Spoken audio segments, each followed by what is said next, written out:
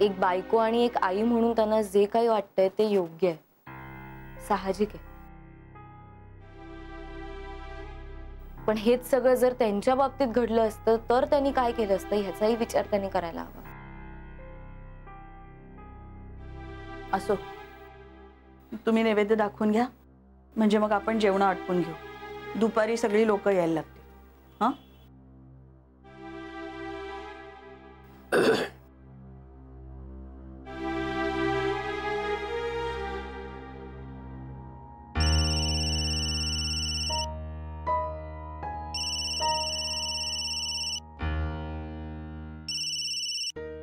Hello.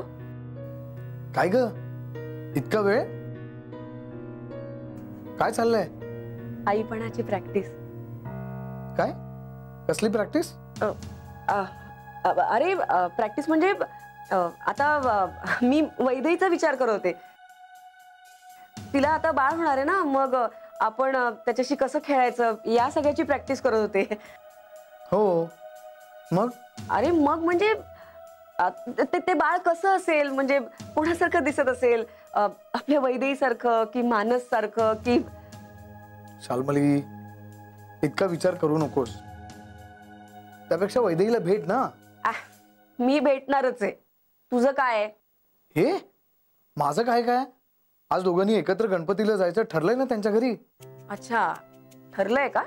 नाही, मला असं वाटलं की तू नेहमीप्रमाणे प्लॅन कॅन्सल वगैरे करतोयस की काय. नाही नाही, मी कॅन्सल वगैरे काही करत नाहीये. उलट मी लवकर निघतो आणि जाताना तुला पिक करतो. ओके? खरंच? मग प्लीज लवकर ये ना. Be ready. मी रेडीच आहे. Okay, bye. चल बाय.